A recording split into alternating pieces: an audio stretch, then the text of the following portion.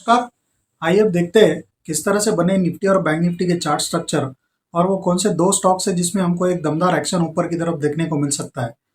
तो आज हमने देखा कि निफ्टी और बैंक निफ्टी दोनों इंडेक्स में एक कंसोलिडेशन हमको देखने को मिला। इनफैक्ट लास्ट के 2 दिन का अगर हम प्राइस मूवमेंट देखें तो उसमें एक अच्छा खासा ऑलरेडी ट्रैक्शन हमने ऊपर की तरफ देखा था। और आज समय उसका एक फॉलो थ्रू बहुत जोर से नहीं देख पाए हम दोनों इंडेक्स में। लेकिन स्टिल दोनों इंडेक्स में एक अंडरटोन पॉजिटिव बना रहा आज के ट्रेडिंग सेशन में भी, जो कि एक अच्छी बात कह सकते हैं। और टेक्निकली स्पीकिंग जो 5 डे मूविंग एवरेज है निफ्टी का और बैंक निफ्टी का, तो दोनों इंडेक्स अपने 5 डे मूविंग एवरेज के ऊपर सस्टेन होने में कामयाब हुए आज के सेशन में। तो नेट नेट ये कह सकते हैं कि मोमेंटम अभी भी दोनों इंडेक्स में बरकरार है। हालांकि आज हमने कोई बहुत बड़ा एक स्ट्रॉन्ग प्राइस एक्शन नहीं देखा है दोनों इंडेक्स में, लेकिन अंडरटोन आज भी बुलिश ही बना रहा दिन भर। तो देखते हैं फिर आगे किस तरह से ग्लोबल क्यूज मिलेंगे, उस पर भी मार्केट रिएक्ट करेगा। जहाँ तक टेक्निकल सेटअप का सवाल है तो निफ्टी का अभी आज का जो क्लोज है वो करीब जिस तरह से एक हमने कंसोलिडेशन देखा है दिन भर, तो वो कहीं ना कहीं दिखाता है कि निफ्टी में बेयर्स थोड़े से वीक हुए लास्ट के 2 दिन में, और बुल्स अभी भी बहुत स्ट्रांग पोजीशन में है और बहुत ज़्यादा मोमेंटम ऊपर की तरफ बनने की उम्मीद लग रही है। लेकिन आज जैसे हमने निफ्टी का जो क्लोज देखा है करीब 11,900 के थोड़ा सा नीचे हमने निफ्टी का क्लोज देखा है। और सपोर्ट की अगर हम बात करें तो इमीडिएट सपोर्ट निफ्टी का भी जो बनेगा वो करीब 11,700 11,730 इस जोन में एक निफ्टी का एक स्ट्रॉन्ग सपोर्ट बनेगा। और on the higher side Nifty के लिए जो रेजिस्टेंस बनेगा वो करीब 12,000 से 12,050 इस रेंज में एक बहुत स्ट्रॉन्ग हर्डल है। प्रीवियसली भी उसी रेंज से मार्केट रिवर्स हुआ था, तो वो एक ऊपर की तरफ एक बहुत स्ट्रॉन्ग रेजिस्टेंस रहेगा निफ्टी के लिए। तो ब्रॉडली ये एक रेंज लग रहा है, ऑन द लोअर साइड 11,700 730 और ऑन द हायर साइड 12,000 12,050। तो जब तक इस रेंज के बाहर निफ्टी अभी नहीं निकलेगा तब तक हम कोई फिर नए डिसाइसिव डायरेक्शनल मूव की बात नहीं कर सकते। हालांकि अंडरटोन अभी भी बुलिश बना हुआ है। तो ब्रॉडली स्पीकिंग जो भी जो पोजिशनल लॉन्ग्स है उनके लिए 11,700 का एक स्टॉप लॉस कंसिडर किया जा सकता है, क्योंकि उसके नीचे अगर निफ्टी आएगा तो फिर एक वीकनेस उसमें आएगा और टेक्निकली और फिर एक और थोड़ी डाउन साइड खुलती हुई नज़र आ सकती है।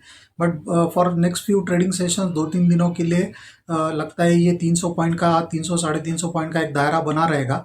ऑन द लोअर साइड 11,750 और on the higher side 12,000 12,050। Bank Nifty का जहाँ तक सवाल है तो बैंक निफ्टी में भी आज हमने एक अच्छा पॉजिटिव सेशन ही देखा है। हालांकि बड़ी कोई रैली हमने नहीं देखी है बैंक निफ्टी में, लेकिन जिस तरह का उसका सेटअप बना है तो वो कहीं ना कहीं एक पॉजिटिव ट्रैक्शन ही दिखा रहा है। तो 24,311 के आसपास बैंक निफ्टी का आज का क्लोज है। और अभी सपोर्ट की अगर हम बात करें तो 24,000 एक इमीडिएट सपोर्ट है बैंक निफ्टी के लिए। और ऑन द लोअर साइड उसके बाद अगला जो सपोर्ट आएगा वो करीब 23,700 के आसपास आएगा। तो ये दो सपोर्ट है on the lower side. On the higher side resistance की अगर हम बात करें तो 24,600 650 ये एक बहुत स्ट्रॉन्ग हर्डल जोन है बैंक निफ्टी के लिए। और उसके ऊपर अगर बैंक निफ्टी निकलने में कामयाब हो जाता है और सस्टेन हो जाता है एक आध दिन के लिए, तो फिर हम कह सकते हैं कि एक नया आप मूव उसमें डेवलप होने की पूरी उम्मीद बनेगी। लेकिन फॉर द टाइम वो एक हर्डल बना हुआ है। और देखते फिर कुछ न्यूज़ फ्लो अगर इस तरह का आता है जिसकी वजह से बैंक निफ्टी उस स्तर को पार कर लेता है, तो फिर हम और एक 1,000 से 1,200 पॉइंट का अपमूव बैंक निफ्टी में आगे एक्सपेक्ट कर सकते हैं। बट फॉर द टाइम वहाँ पे एक बहुत स्ट्रॉन्ग हर्डल है। तो ये दोनों इंडेक्स का ब्रॉडली एक सेटअप लग रहा है टेक्निकली। लेकिन टेक्निकली जिस तरह से कुछ सेशन पहले हमने एक ज़बरदस्त सेल ऑफ देखा था निफ्टी बैंक निफ्टी में, तो वहाँ से बहुत इक्वली फैशन में हमने कुछ बाउंस बैक भी देखा है। और इनफैक्ट पिछले 2 दिन से हम बहुत अच्छी तरह से ऊपर के लेवल में सस्टेन होने में कामयाब भी हुए निफ्टी और बैंक निफ्टी का जहाँ तक सवाल है। तो लगता है कि मोमेंटम थोड़ा आगे भी कंटिन्यू रहेगा। जहाँ तक स्टॉक पिक्स का सवाल है तो दो स्टॉक है जो हमको अच्छे लग रहे हैं। पहला है डीएलएफ। डीएलएफ में आज हमने 167 के आसपास का क्लोज देखा है। और पिछले कुछ ट्रेडिंग सेशन से ये स्टॉक 162 63 इस जोन के आगे ज़्यादा निकल नहीं पा रहा था। तो उसका एक डेली चार्ट का जो फॉर्मेशन बना है वो बहुत स्ट्रांग बना है, और अपने 5 डे, 13 डे और 26 डे तीनों एवरेजेस के ऊपर ये स्टॉक सस्टेन हो रहा है। तो लगता है कि इसमें ये मोमेंटम आगे भी कंटिन्यू होगा। तो डिप्स में अगर डीएलएफ में कोई भी अगर गिरावट आती है तो वहाँ पे एक अच्छी खरीदारी की एक अपॉर्चुनिटी होगी। और ऑन द लोअर साइड इसका जो स्टॉप लॉस रहेगा वो करीब 158 के आसपास का रहेगा। डीएलएफ में ऑन द हायर साइड हम करीब 185 से 188 तक के टारगेट एक्सपेक्ट कर सकते हैं अगले कुछ ट्रेडिंग सेशन में। So as a momentum play DLF एक अच्छा विकल्प लग रहा है। जहाँ तक दूसरा स्टॉक पिक का सवाल है, तो दूसरा एक जो स्टॉक हमको टेक्निकली बहुत साउंड लग रहा है वो है इंडसइंड बैंक।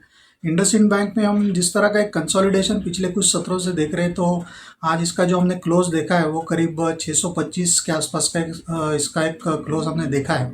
और पिछले कुछ दिनों से ये स्टॉक कंसोलिडेट हो रहा है इस रेंज में, 510, sorry 610 on the lower side और 625-30 ऑन द हायर साइड।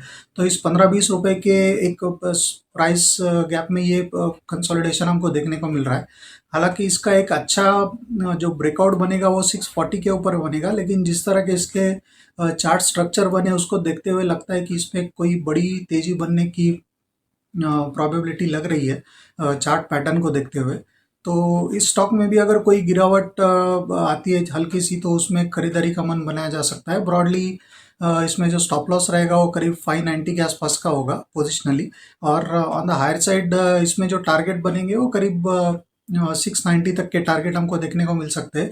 तो और अगर मोमेंटम डेवलप हुआ बैंक निफ्टी में तो हम 700 के ऊपर जाते हुए भी स्टॉक को देख सकते हैं। तो बहुत स्ट्रॉन्ग चार्ट पैटर्न उसमें उभर के आ रहा है। हालांकि जैसे मैंने बताया कि 640 के ऊपर इसमें और एग्रेसिवली एक प्राइस मूव देखा जा सकता है, बट फॉर द टाइम वो एक हल्का सा हर्डल साबित हो सकता है। लेकिन एक जिस तरह का उसका पैटर्न बना है उसको देखते हुए लग रहा है कि इसमें एक अच्छा अपमूव आने की पूरी उम्मीद टेक्निकली लग रही है। तो ये दो स्टॉक्स है जो हमको अच्छे लग रहे हैं from momentum point of view. एक है डीएलएफ और दूसरा है इंडसइंड बैंक।